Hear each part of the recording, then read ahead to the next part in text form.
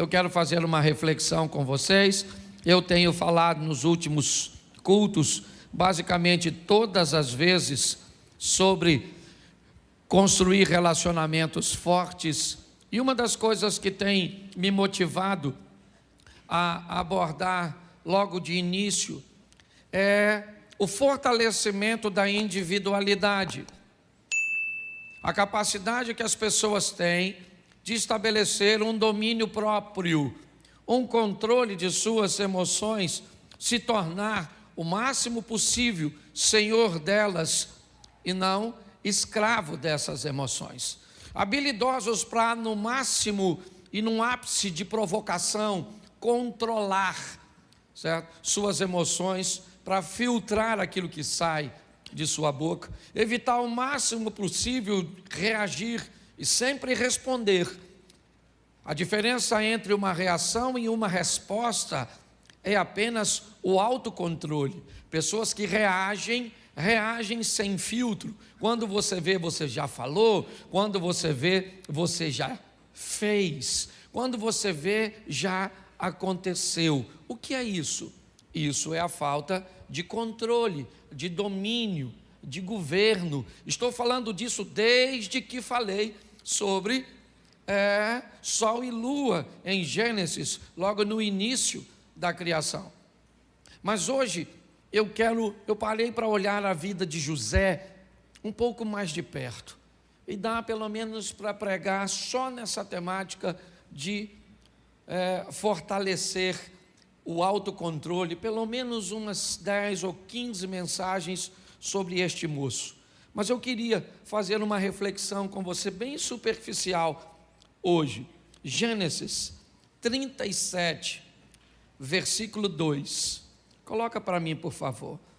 Enquanto colocam aqui, pastor, como vai ser o Natal, né? Nós estamos mudando o modelo dos nossos anúncios, por isso eles não passaram aqui hoje. Bom, nós não vamos ter culto no sábado, não há culto, aquele culto do sábado, domingo, que seria a comemoração.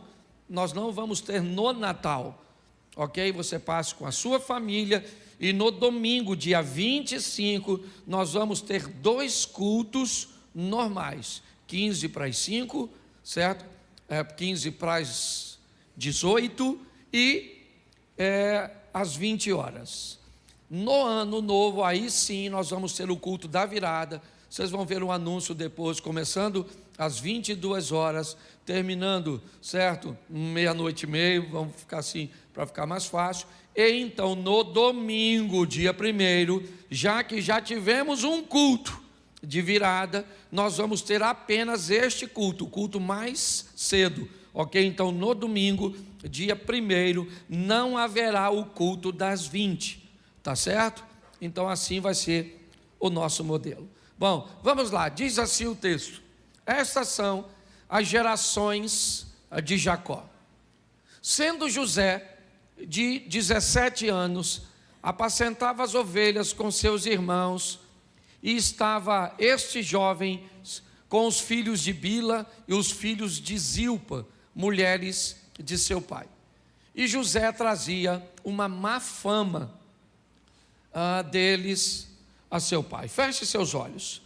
Senhor nosso Deus e Pai, em nome de Jesus, eis aqui a tua palavra, continua falando conosco e usa-me, ó Deus, como um canal de bênção, pelo poder do nome de Jesus, amém, glória a Deus, amém? Bom, nós temos algumas informações muito importantes nesse texto, acerca desse personagem bíblico, um dos grandes homens da Bíblia num todo, mas principalmente no Velho Testamento ou no Antigo Testamento. José é um cara extraordinário. Nesse versículo aqui, nós temos diversas informações. A primeira é quando a história dele entra em cena, quando as coisas começam a acontecer na vida de José. É muito precoce, é muito cedo. Quando nós olhamos a cultura cuja qual ele está inserido, um homem se tornando, e tomando a maioridade, numa idade mais avançada, ok? nós vemos que aos 17 anos de idade, as coisas começam a acontecer na vida deste rapaz. 17 anos, ele já tem por profissão o pastorado. Ele é pastor de ovelhas. É importante observarmos que nessa ocasião, ele é o filho mais novo. Ele está ao lado das referências. Seus irmãos, todos mais velhos, encabeçados por Rúben, certo, que é o primogênito de Jacó. É importante entendermos que José já nasce num ambiente estabelecido, e ele não é muito bom. Nós vemos esse texto terminar que há uma má fama, há um comportamento incorreto. Esses rapazes não seguem as instruções, eles não cumprem os protocolos estabelecidos por seu pai, tanto nas orientações de seu pai, quanto na obediência a Deus. Ou seja, a história de José, ela talvez esteja bem colocada hoje para nós, onde as coisas estão começando cedo demais. Onde cedo demais precisamos tomar as responsabilidades de nossos atos, talvez não as obrigações. Porque a minha geração, ela se fortaleceu de uma tal forma que ela facilitou a geração de vocês. Vocês não sabem o que é comer carne uma vez por semana, certo? Vocês não sabem o que é não ter acesso a um Danone, a um sorvete, a uma Coca-Cola. A geração de hoje não sabe o que é isso. Provavelmente aqui quase todo mundo come carne quase todo dia. Pode não ser a melhor carne do mundo, mas é. Tá certo? Você tem muitas coisas que a nossa geração anterior construiu e ofereceu a vocês. Mas inevitavelmente vocês têm que lidar com as responsabilidades das ações. As referências estão aí, é importante você olhar isso. E cabe a você definir o que você vai copiar, o que você vai modelar, como você vai se comportar. Porque as referências estão aí, boas e ruins, perto e longe, sempre estiveram. É importante você entender que esse camarada é o filho mais novo, que está olhando para uma equipe de nada mais, nada menos, 10 irmãos. Ele é o 11º, Benjamim ainda vai nascer, e Diná, uma menina. Então 10 rapazes precedem José, com um comportamento incorreto, com uma postura que não é das melhores, influenciando um garoto ainda em formação, de 17 anos, trabalhando junto com este garoto. Ou seja, José, ele vai conviver neste ambiente de corrupção, neste ambiente tóxico, com 17 anos de idade. Talvez isso deformaria você, talvez isso criaria problemas para você, mas para ele não. Ele conseguiu sobreviver às referências negativas. Porém, José não é perfeito como ninguém. José tem uma postura que talvez não seja uma postura muito legal. É muito legal nós falarmos da má fama dos outros, mas neste versículo eu também encontro algo que me dá direito a não falar tão bem de José assim, a sua postura de denúncia. Nesse texto nós já vamos começar a descobrir que os irmãos também têm motivos para não gostar dele, porque ele é alguém que leva a fofoca, ele é alguém que leva informações negativas. Eu não vejo em nenhum texto bíblico que este garoto de 17 anos tenha confrontado seus irmãos pelo comportamento negativo. Talvez porque não se sentia em autoridade, eu entendo perfeitamente. Mas ele vai para casa e conta para seu pai que seus irmãos estão com comportamento incorreto. Então, diga-se de passagem, os irmãos de José não precisa que ele sonhe para ficar com raiva dele. Às vezes nós olhamos para alguém contando uma história a nosso respeito, ou a respeito de alguém, e nós não paramos para pensar que por mais certo que alguém esteja ao olhar a alguém fazendo uma coisa errada, nós precisamos também dar uma olhada na nossa postura no que diz respeito a isso. Ele vai para casa e conta para Jacó: ó papai, Rubem está vacilando, Judá não está indo bem, Isacar está com problemas, Zebulun está fazendo isso, Gade faz isso, Azé faz dessa forma, Simeão faz desse jeito. Então pare e pense. 17 anos de idade, um menino trabalhador, é verdade.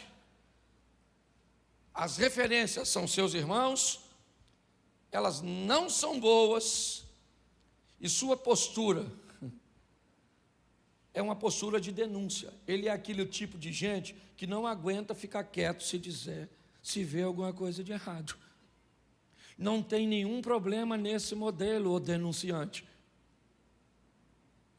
Só não queira a admiração dos outros quando você expõe o problema das pessoas.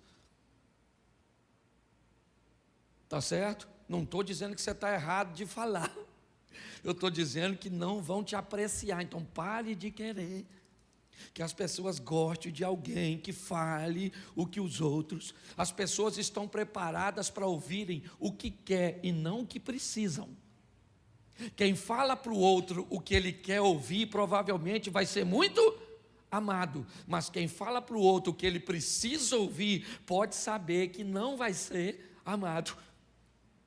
Pastor, o que você está querendo dizer? Que eu tenho que ver as coisas erradas e ficar quieto? Não, você tem que continuar denunciando, mas ser maduro o suficiente para saber que as pessoas não vão gostar de você e pronto.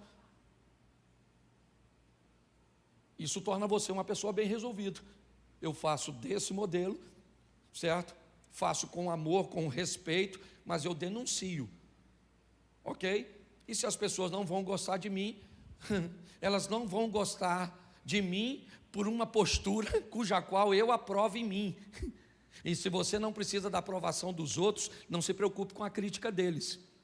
Se preocupe com a crítica daqueles cuja qual você precisa de aprovação. Quando nós olhamos para isso, é isso que vemos. A história dele vai piorar um pouco neste versículo. Capítulo 37, verso 3. Dá uma olhada no texto. Israel, seu pai, Jacó, vamos colocar assim, para ficar mais fácil de você entender. E Jacó amava a José mais do que a todos os seus filhos, porque era filho da sua velhice, e ele fez uma túnica de várias cores. Preste atenção. Os irmãos dele já não gostavam muito dele, por quê? Porque ele fazia, pode falar, isso, fofoca, só para você não esquecer. Depois você troca outra mensagem quando você for falar para alguém, senão você acaba fazendo fofoca do José. Certo? Mas os irmãos não gostavam dele porque ele falava dos erros dos irmãos. Mas esse texto piora. Além de levar má fama dos irmãos para o pai, José tem algo nesse texto que dói demais. Aliás, duas coisas. Primeiro, a atenção e o amor. José vê canalizado para ele, e também não é difícil de explicar, é só você olhar a história de Jacó. Ele casou com Bila por engano, porque para mim tinha tomado uns graus. Não tem lógica, não tem lógica. O cara trabalha 7 anos para casar com a dona, enfia um outro na tenda e ele não vê. No mínimo 7 anos trabalhando no dia da festividade, o cara tá doidão, maluco. O vinho era permitido, símbolo da alegria. Ele falou: meu irmão, depois de 7 anos trabalhando para pegar essa dona, eu vou comemorar. Encheu a cara. O sogro malandro trocou a mulher. Pegou a Raquelzinha e tirou de cena e enfiou a Lia. Tinha um olho para arquibancada, o outro para geral. Lia era meio bagunçadinha. E ele casou com ela por engano. E eu fico me perguntando como é que um cara... Ela não era nem irmã gêmea. Como eu disse, não é tão difícil de entender se você olhar. Mas tinha algo que era horroroso. Aqui, Jacó deu a José algo que nenhum de seus irmãos tinha. Preste atenção. Seja franco, por que você acha que Caim matou Abel? Você acha que Caim matou Abel porque Deus não aceitou a sua oferta? Não. Aliás, se Deus tivesse rejeitado a oferta de Caim e rejeitado a oferta de Abel, não haveria inveja. O problema é que Deus aceitou a oferta de um e rejeitou a do outro. O que feriu Caim não foi ver o fogo não descer sobre o seu altar e sobre a sua oferta. O que feriu Caim foi ver o fogo descer na oferta do Abel. Preste atenção aqui, gente. O tempo inteiro você vai viver uma vida onde pessoas têm coisas melhores que as suas.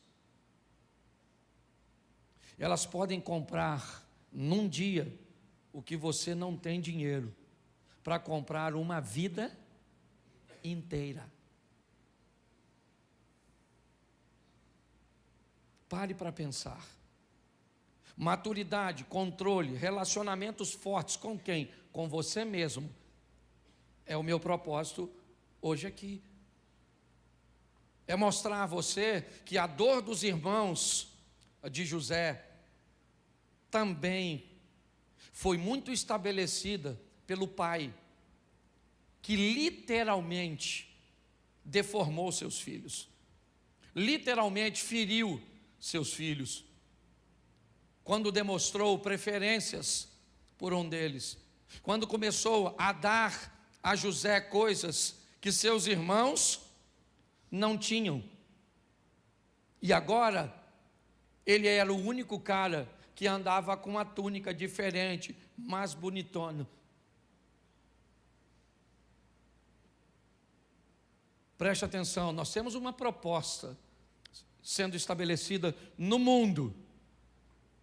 Chegou faz tempo na Europa, já está estabelecendo nos Estados Unidos. Tem um vídeo veiculando aí muito legal de uma mulher que fala bem o português, traduzindo. A proposta do sistema governamental do mundo é: você é feliz sem nada. Esse é o slogan. Qual é o perigo desse slogan? É que ele diz apenas você é feliz sem nada. Ele não diz nós. O que indica que a estrutura é: um grupo bem pequeno tem tudo e um grupo bem grande não tem nada. E pasme você, ele é maravilhoso. É uma proposta extraordinária para a classe que já não tem quase, porque preste atenção, não se sabe se dói mais não ter, ou se a dor de verdade é um ódio enrustido de quem tem. Às vezes é muito confuso. Será que o que me dói de verdade é não ter?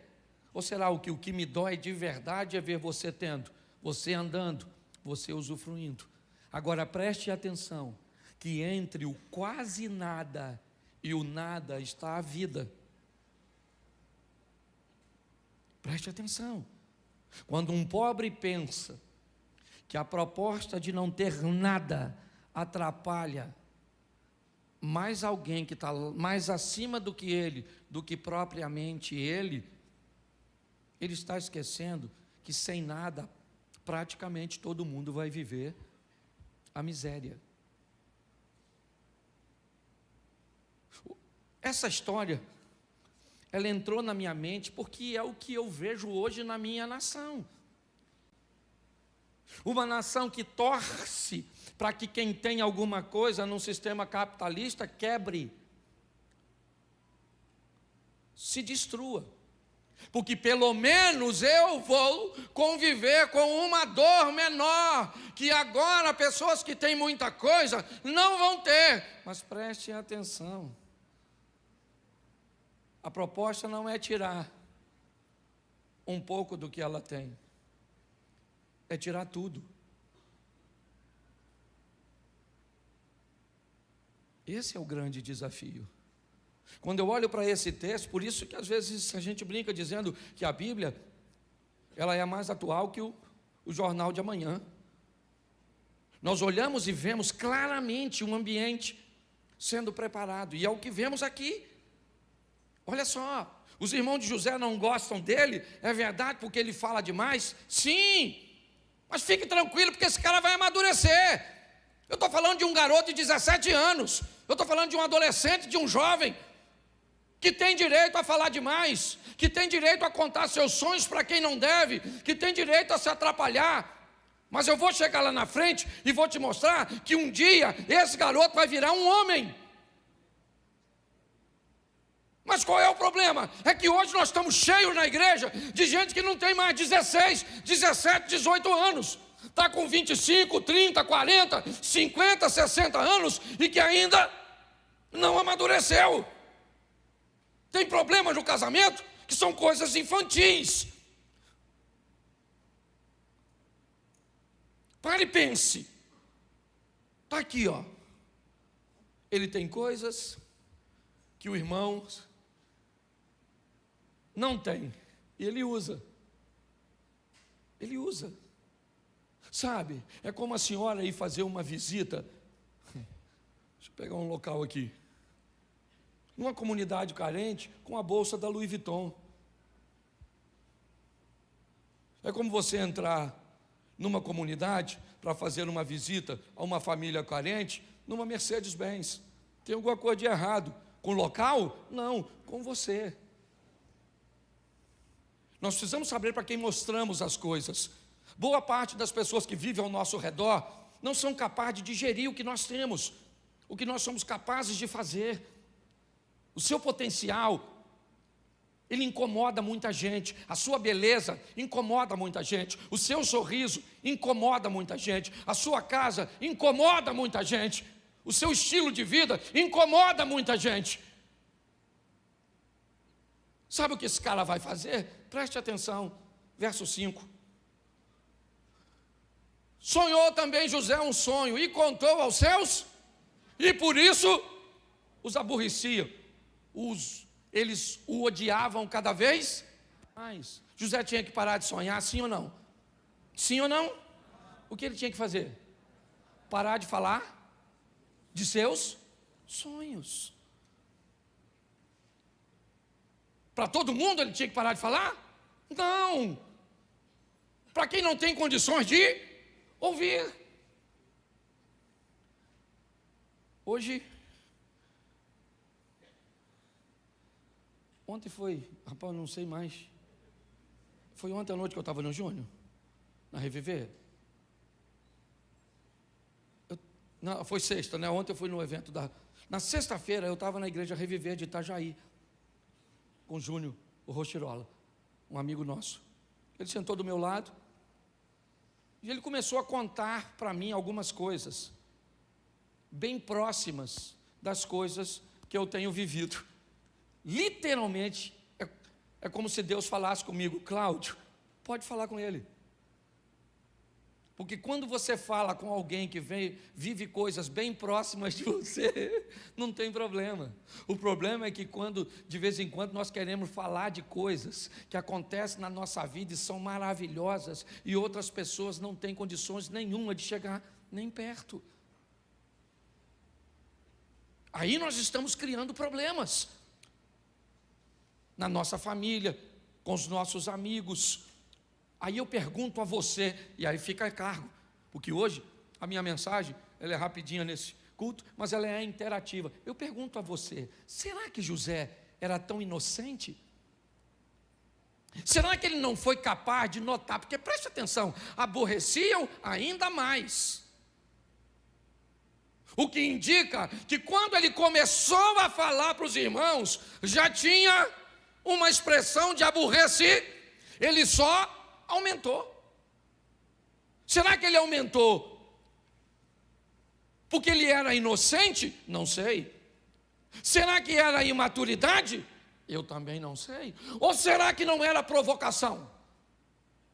Porque está assim de gente que sabe que vai ferir as pessoas, sabe que vai machucar, que vai causar inveja, que vai criar problema, que vai ter uma dissensão, mas são pessoas provocadoras. E você sabe que tem muita gente assim. É importante nós entendermos por que as pessoas não gostam de nós. Nós já sabemos que elas odeiam o que nós fazemos. Por quê? Só porque nós fazemos. Mas elas não deveriam nos amar porque nós fazemos? Não. Tem um grupo que não consegue conviver com o sucesso do outro. E vai levar tempo para que essas pessoas... Então vocês cantam aqui, beleza. Vocês cantam aqui, tranquilo. Vocês acham que todo mundo... Não, tem gente que vai falar que você não canta, que você é desafinado, que você não toca, que você não prega, que a sua roupa é esquisita, que as coisas não vão funcionar.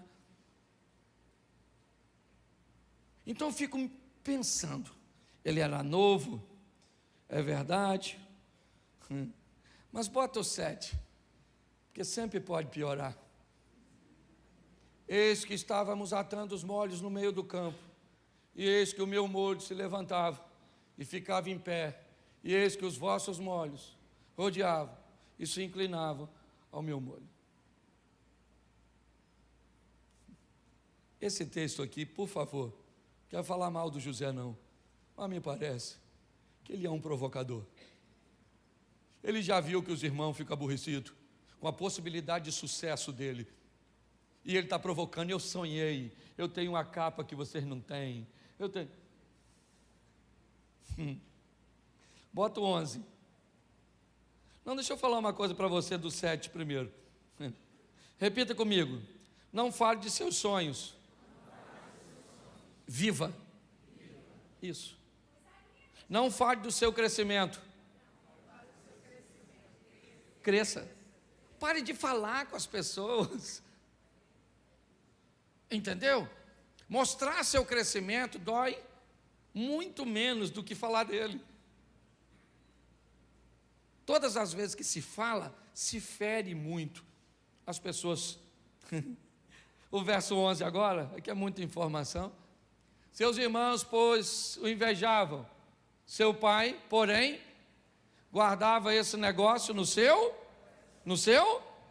Pois é. José continua sonhando, sonha que sol e lua e as estrelas se inclinam perante ele, continua contando para seus irmãos, certo? Seus irmãos o invejam cada vez mais, ok? Seu pai guarda o silêncio. Jacó é aquele cara que não entende, mas não questiona. Ele está na dele.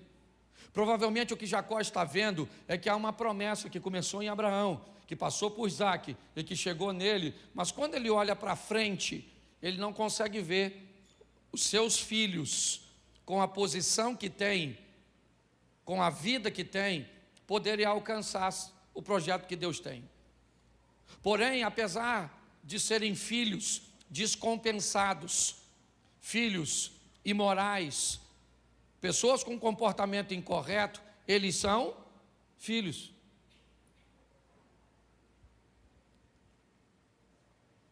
Então ele guarda no coração e fica só observando. Verso 12. E seus irmãos foram apacentar o rebanho do seu pai junto a Siquém. Preste atenção. O mesmo pai, a mesma profissão, o mesmo Deus, o mesmo período. Esses rapazes têm tudo igual. Aliás, se tem alguém para levar desvantagem nessa história, esse alguém é José. Porque eu não posso dizer que José prosperou porque trabalhava mais que seus irmãos. Não. Quando ele encontra com os irmãos são trabalhadores. Eu não posso dizer que Jacó financiou José e não financiou seus irmãos, porque a única coisa que ele tinha de diferente de seus irmãos era uma capa. Eu não posso dizer que José foi para as campinas de Jordão e seus irmãos foram para o deserto do Negueve, porque não foi isso que aconteceu. Mas José vai descobrir agora, através de seus irmãos, algo poderosíssimo. A hora de ir embora, a hora de sair de perto. Chegou o momento em que não dá mais para ele. Se ele continua ali, seus irmãos vão matá-lo, porque José é um cara que vai romper. Se não romper no Egito, ele vai romper onde ele está. Se Jacó não botar a mão sobre ele, ele vai romper, porque José foi um cara que resolveu viver o que Deus tinha para ele. Ele é vendido pelos seus irmãos. Preste atenção. Ele é vendido pelos seus irmãos e não é morto. Ele não morre porque Deus não deixa. Mas às vezes, irmãos, muito pior do que te matar é ferir seu coração. E nada fere mais uma pessoa do que ser vendido e humilhado por aquelas pessoas que deveriam te proteger, deveriam guardar você. Agora, ele vai embora de cabeça baixa, como um escravo na mão de midianitas. Mas ele é José. Ele deve ter aprendido alguma coisa lá atrás. Ele deve ter aprendido a não falar demais. Ele deve ter aprendido a não provocar. Ele deve ter aprendido alguma coisa com as lições. Então ele chega na casa de Potifar. E na casa de Potifar, ele vai me mostrar que ele amadureceu. Porque Potifar confia nele de uma forma tão extraordinária que tudo está na mão do José. E José não mexe em nada do que é do Potifar. Nada. Nunca reclamou que trabalhava demais, nunca disse que estava trabalhando demais e enriquecendo o outro. Não. A mulher do Potifar gostou do José. Disse para ele: cara, você já administra tudo que é do meu marido, só falta eu. Eu não sei nem se a expressão eunuco era eunuco de verdade. A Bíblia era muito comum homens se casarem com mulheres na Bíblia e nunca manterem contato sexual com elas. Era comum isso acontecer em algumas situações, principalmente, certo? Quando tinha recurso. Ele era um eunuco, uma expressão também utilizada, certo? Para alguém que foi castrado. Eu não sei. Eu sei que a mulher está de olho no José. E você acha que José não pegou aquela mulher por quê? Por causa de seus princípios. Eu fico pensando se fosse Rubem, Simeão. Mas José não pegou. E mais do que não pegar, ela falou para o marido que ele agarrou ela. Se fosse o José de 17 anos, sabe o que o José teria falado? Potifar? Peguei não, cara. Peguei não peguei porque ele não quis. Porque ela está dando em cima de mim, dando mole, essa vadia. Ele falou alguma coisa? Ele falou alguma coisa? Porque ele amadureceu, ele calou a boquinha dele. Ele foi para a cadeia de boca fechada. O cara é maduro. Na cadeia ele não sonha, mas interpreta sonho dos outros. Quando os irmãos chegam, ele descobre que tem gente que não cabe na sua vida lá atrás, quando você está crescendo, mas que vai voltar depois que você já estiver grande. É assim que funciona. Quando os irmãos pensam que agora as coisas vão acontecer, e preste atenção, quando José vê seus irmãos chegando para fazer compra pela primeira vez, o que ele faz? Você lembra? Acusa seus irmãos de espionagem e manda prender os caras. Porque quando José viu os irmãos, ele lembrou da cisterna, ele lembrou de toda a perseguição, porque ele era agente. José sentiu raiva, ele mexeu na memória e não gostou do que a memória trouxe para ele. Ele se aborreceu, porque você também tem direito de se aborrecer, porque você também tem direito de olhar para seu passado e descobrir que lá atrás você viveu coisas. E saiba de uma coisa, Deus nunca vai apagar isso de você. Você quer esquecer quando alguém abusou de você? Não vai. Você quer esquecer quando alguém traiu você? Não vai. Porque é para você lembrar que apesar de tudo que te fizeram, Deus te manteve vivo, Deus te manteve de pé. Então não peça cura de algo que Deus não vai te curar. Ele mexe na memória, viu, lembrou, a raiva subiu. Ele pegou os irmãos e diz: vocês me jogaram numa cisterna, porque não tinham uma prisão, mas eu tenho, é para lá que vocês vão. E lá na prisão, os irmãos estão encarcerados. E José começa a conversar com ele mesmo. E quando ele começa a conversar com ele mesmo, ele começa a se perguntar: se esses caras não tivessem me vendido para cá, eu seria quem sou hoje? Será que foi exatamente, eles tentaram me fazer o mal, mas Deus transformou o mal em... Aprenda uma coisa, Jesus encontra com Judas e diz: amigo, lembra disso? A que vieste? Pedro está conversando com Jesus e Jesus disse: para trás de mim, Satanás. Querido, deixa eu fazer uma pergunta para você. Quem é que tinha Satanás? Judas ou Pedro?